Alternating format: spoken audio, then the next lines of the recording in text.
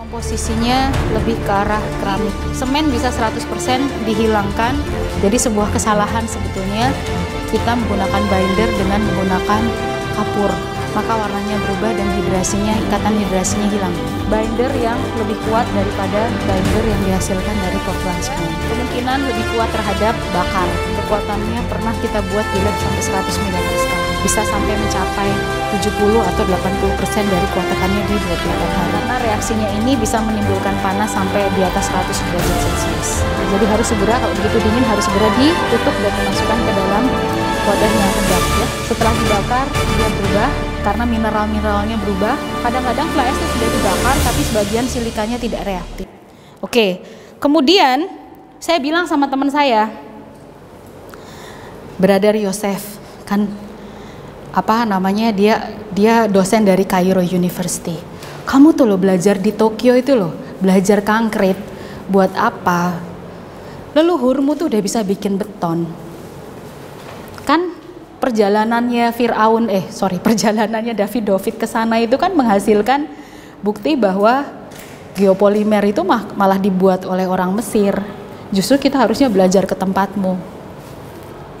Kalau saya dari Indonesia belajar ke Tokyo ya masuk akal. Saya ingin tahu penggunaan limbah-limbahnya itu ke dalam beton seperti apa. Lah kok kamu tuh kan ya udah hebat banget masa lalu itu. Tuh wajahnya benar-benar Mesir gitu ya. Kalau diceritakan tuh wajahnya Mesir. Mungkin ada darah Firaun juga di dalam tubuhmu. Kamu tuh pinter banget loh, orangnya pinter banget. Terus sudah gitu dia bilang, "Sister, bukannya kamu tuh muslim, harusnya tuh kamu ngaji." Loh, aku disalah no. Harusnya tuh kamu ngaji. Di dalam Quran kan disebutkan zamannya Musa itu kan banyak banget sihir. Jadi mestinya nggak perlu dipertanyakan batu-batu itu gimana bisa dinaikkan. Batu-batu itu gimana bisa dibuat sampai dia bisa membuat sesuatu yang presisi. Terus saya bingung juga jawaban orang yang sains seperti itu. Terus scientific reasonnya nggak ada. Apa ada sihir yang bertahan sampai berabad-abad, penyihirnya udah mati gitu loh, iya kan?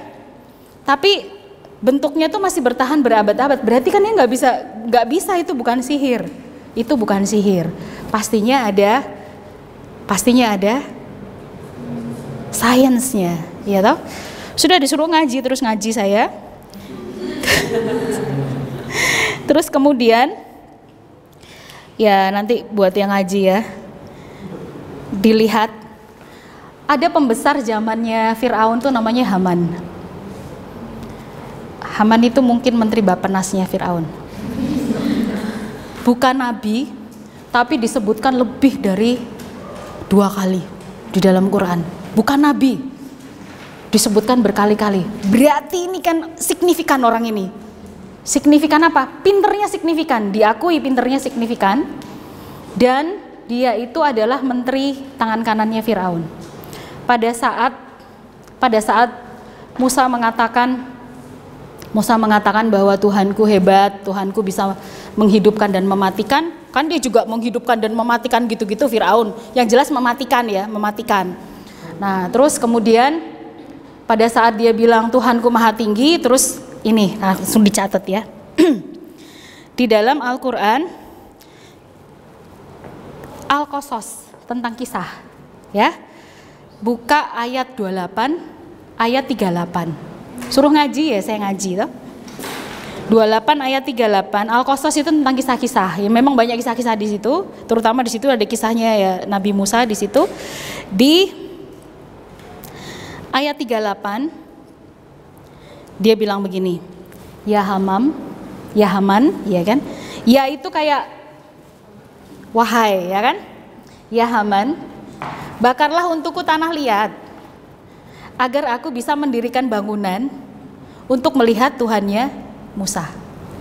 Nah, orang yang baca Quran tuh mesti bilang, oh ya dasar ini memang orang yang melawan Tuhan. Jelas ini akan dihukum. Ya itu cerita happy ending atau sad ending kan begitu. Tetapi bagi orang sipil, saya membaca itu, bakarlah tanah liat berarti gaek no semen ya toh. Bakarlah tanah liat ya. Kemudian bangunlah bangunkan untukku bangunan yang tinggi. Kan maksudnya dia nggak ngomong tinggi sih.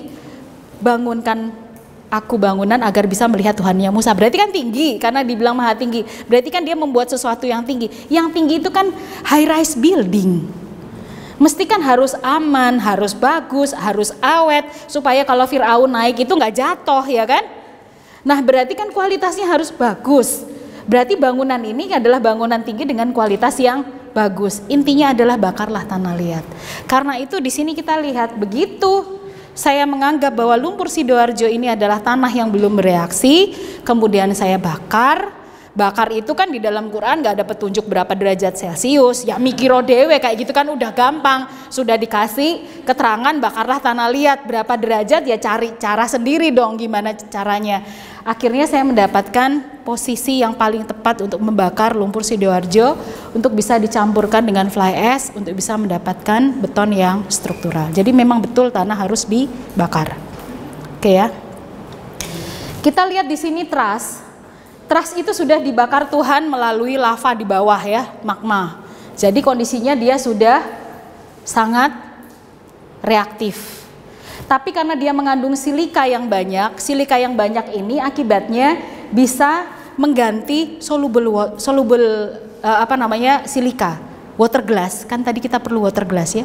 Nah, truss ini dia nambahkan sehingga lihat di sini di umur 7 hari kuat tekannya udah hampir sama dengan umur 28 hari. Karena truss ini alami, dia sudah dibakar melalui proses pembakaran alami di dalam bumi. Ya, oke. Sampai sini ada pertanyaan nggak? Nah, problem yang paling penting di sini adalah setting time. Setting time. Ini waktu pengikatan awal pasta geopolimer, ini waktu pengikatan akhir pasta geopolimer. Ini adalah semakin kental, ke arah sana semakin kental. 0,5, 1, 1,5, 2, 2,5, semakin kental, setting time-nya semakin cepat. Ya, oke. Kita lihat di sini nilai SLAM. Nilai SLAM ini juga menjadi problem karena geopolimer itu ternyata workabilitasnya jelek. Jadi perlu ditambahkan zat kimia lain yang menyebabkan flowability-nya meningkat. Ya, sekarang sih sudah ditemukan, waktu itu belum ditemukan. Nah, kita lihat ada kuat tekan tertentu pada perbandingan alkali aktivatornya, water glass dibandingkan dengan NaOH. 8 atau 10 molar, yang bagus itu di sini. Nah, ini nanti di slide yang lain saya jelaskan kenapa. Kemudian ini juga ada kuat tekan tertentu yang sangat optimum, yang kita nggak perlu nambahkan alkali aktivator. Alkali aktivator ternyata tidak perlu kita nambahkan banyak-banyak, lagian dia juga harganya mahal. Ya, oke. Kita lihat di sini, sehingga kalau menggunakan fly ash saja kita akan mendapatkan beton yang struktural, kuat tekan maksimumnya 51. Kalau fly ash tambah lumpur kering, drop ya. Kalau fly ash ditambah lumpur yang sudah diaktifasi bisa 22 megapascal. Kalau dengan truss dia bisa 28 megapascal. Jadi lumpur yang belum diaktifasi, lumpur yang masih apa adanya, lumpur Sidoarjo kan sifatnya seperti clay, tanah liat. Jadi kalau tidak diaktifasi, tidak dibakar, maka dia tidak bisa menjadi bahan semen. Sudah dibuktikan ya, sudah dibuktikan. Dan sudah jelas ya kan, soalnya kan firman Allah itu sifatnya harga mutlak. Ya mesti terjadi gitu loh kan, nggak mungkin ya. Jadi saya hanya mengikuti, oh iya benar. Terus teman saya Yosef bilang, just do whatever you want. Waktu saya menjelaskan, I found this, gini, just do whatever you want. I don't care about your research ya. Oke, dia udah pusing sama risetnya kok suruh mikir riset saya. Oke, kita lihat di sini. Ini adalah hasil pengujian susut dengan beberapa kali pengujian. Saya bisa nyatakan ini memerlukan biaya hampir 2 miliar mungkin. Bukan uang saya, itu uang profesor saya. Karena untuk mencelupkan satu strain gauge, ini adalah umur, ini adalah susut. Ini strain gauge-nya. Saya lagi pesan sekarang di Tokyo, lagi saya pesan ini sekarang. Saya pakai untuk penelitian siang sekarang. Nah, strain gauge ini untuk mencelupkan satu strain gauge ini dan setting ini dengan menggunakan teflon, material teflon sehingga dia bisa shrink. Kemudian strain gauge-nya itu membaca susutnya seperti apa dan kemudian disambungkan ke data logger. Data loggernya satu harganya 120 juta. Kemudian disambungkan ke personal komputer, pakai laptop atau pakai komputer biasa. Kita lihat di sini, ini akan mengukur terus susut, dia akan mengukur dari 0 sampai berapa hari dan ini adalah shrinkage-nya. Kita lihat di sini shrinkage, ini yang warna ungu yang paling besar adalah apabila kita mempunyai portland semen yang kita campurkan dengan selak. Jadi selak itu, blast furnace selak, itu hasil dari limbah pabrik baja. Ya, dihaluskan terus kemudian dicampurkan dengan semen dengan menggunakan water to cement ratio 35%. Susutnya besar sekali. Jadi yang mau ikut lomba-lomba pakai selak harus berpikir bahwa menggunakan selak itu kalau halus sekali selaknya, kemudian water to cement rasionya rendah sekali, itu akan menimbulkan susut yang besar. Susut yang besar tidak baik untuk aplikasi di lapangan karena akan menimbulkan micro crack yang tidak bisa diperbaiki ya. Nah, kalau menggunakan portland semen biasa, tapi dengan menggunakan water cement ratio, seperti ini susutnya. Nah, ini kan beton-beton biasa ini, beton biasa kita. Tapi lihat geopolimer, susutnya bahkan jauh lebih kecil dibandingkan susutnya portland semen. Jadi material ini adalah material yang sangat stabil, tidak gampang berubah volume. Nah, karena itulah biasanya asisten saya mencetak geopolimer ini, pasta geopolimer di dalam cetakan coklat. Bentuknya persis seperti coklat. Dimasukkan ke dalam toples. Nah, bukan untuk tamu, tapi untuk kohai untuk newcomer ya, yang baru masuk. Nah, itu biasanya suruh ngincipin. Ini Panglima beruntung nggak disuruh ngincipin coklatnya. Kadang suka, ini Bu Yani baru di luar negeri, ini baru dari luar negeri oleh-olehnya coklat, digigit kelatak gitu ya. Coklat yang diimut 30 tahun nggak habis-habis. Oke, ada juga yang mengatakan curing temperatur akan meningkatkan kuat tekan beton geopolimer seperti yang dilakukan pengujian di Petra oleh Profesor Juwantoro. Kemudian dengan menggunakan suhu curing di steam ya, dikukus ya, itu dari 30 derajat Celcius suhu ruang bisa menjadi hampir 2 kali lipat kuat tekannya kalau dia di steam. Tetapi kalau kita tambahkan keenceran, dikasih air artinya komponen air di dalam beton geopolimer itu semakin banyak, maka kuat tekannya menjadi drop ya. Oke, kita lihat di sini Bilek sudah menyatakan bahwa di negaranya membuat bantalan kereta api dan gapura kayak gini tuh memang dari geopolimer ya. Dia presentasinya Bilek. Presentasinya Zeobon tadi sudah saya sampaikan, ini sampai sudah bikin struktur ya.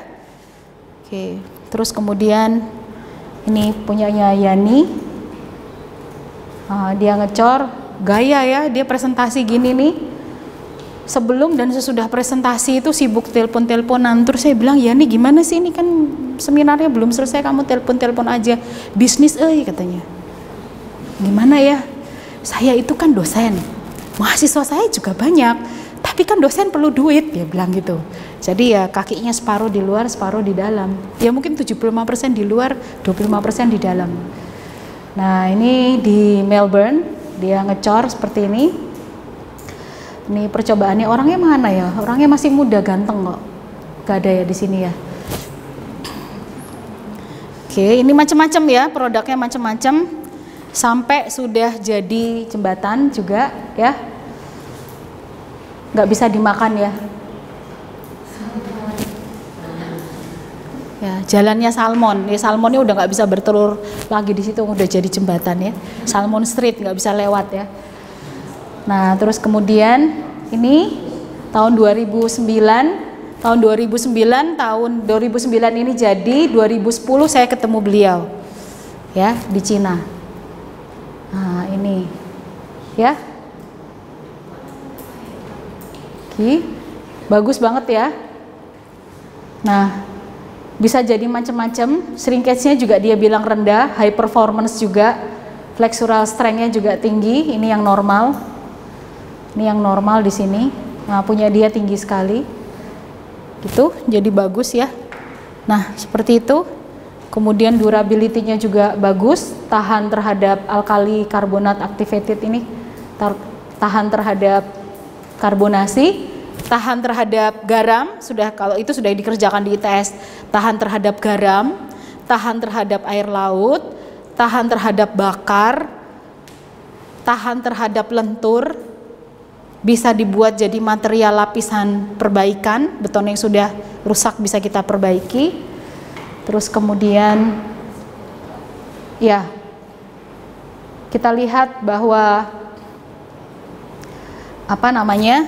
geopolimer itu adalah material andalan ya, masa depan. Sudah masa lampau, tetapi terus kemudian orang menemukan Portland semen, terus kemudian sadar bahwa kerak bumi itu terdiri dari kapur yang sedikit jumlahnya dibandingkan dengan silika, orang harus kembali lagi ke teknologi non kapur.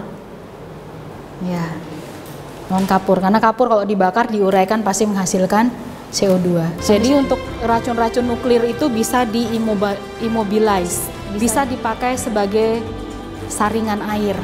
Itu mahal sekali, satu keping begini 2 juta. Nah, zeolit buatan itu dibuat dari geopolimer, bisa. Nah, kebalikannya dia tanya gimana caranya untuk membuat dia tidak menjadi padat, nggak berat, jadi dia bisa ditaruh jadi gigi buatan. Nah, tapi dengan menggunakan geopolimer itu nggak runtuh-runtuh. Untuk beton yang tulangannya polos, kuat lekatnya sama dengan beton biasa tapi ulir. Setting time-nya bisa sekitar 12 jam.